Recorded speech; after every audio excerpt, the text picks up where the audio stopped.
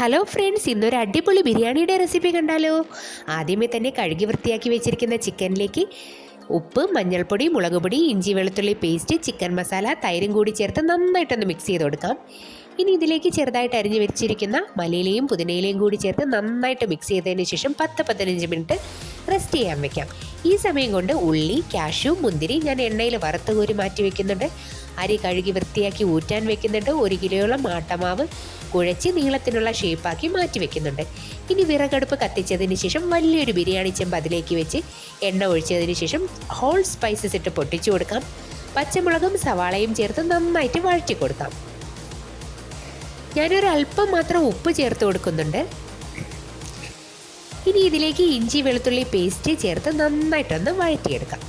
ഇഞ്ചി വെളുത്തുള്ളി പേസ്റ്റ് വഴണ്ടി വരുമ്പോൾ ഇതിലേക്ക് ചെറുതായിട്ട് അരിഞ്ഞു വെച്ചിരിക്കുന്ന തക്കാളിയും കൂടി ചേർത്ത് നന്നായിട്ട് വഴറ്റിയെടുക്കാം.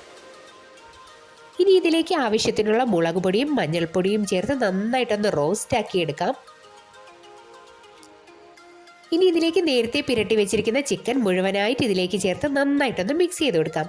ഇനി ഞാൻ കുറച്ചും കൂടി ചിക്കൻ മസാല ഇതിലേക്ക് ചേർത്ത് മിക്സ് ചെയ്ത് കൊടുക്കുന്നുണ്ട്. ചിക്കനിലേക്ക് തിള വന്നാൽ ഉടനെ തന്നെ അരി എത്രയാണോ എടുത്തിരിക്കുന്നത് അതിൻ്റെ 2 ഇരട്ടിയോളം വെള്ളം ഇതിലേക്ക് ഒഴിച്ച് മൂടി വെച്ച് നന്നായിട്ട് തിളപ്പിച്ചെടുക്കാം.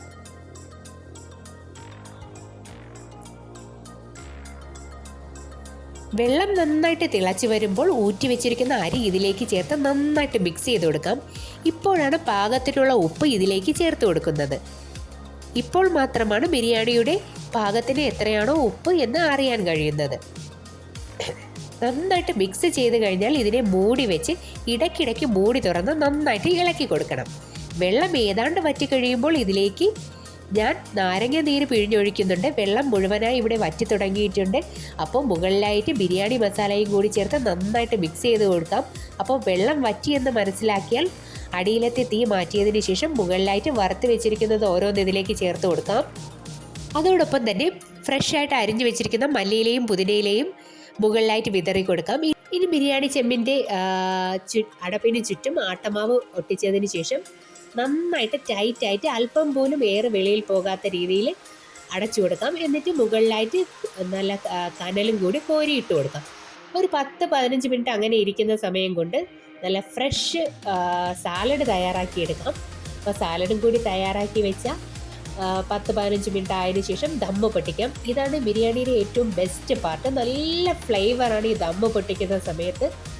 അപ്പോൾ വളരെ എളുപ്പവുമാണ്, ടേസ്റ്റിയുമാണ്. എല്ലാവരും ഒന്ന് ട്രൈ ചെയ്ത് നോക്കണം.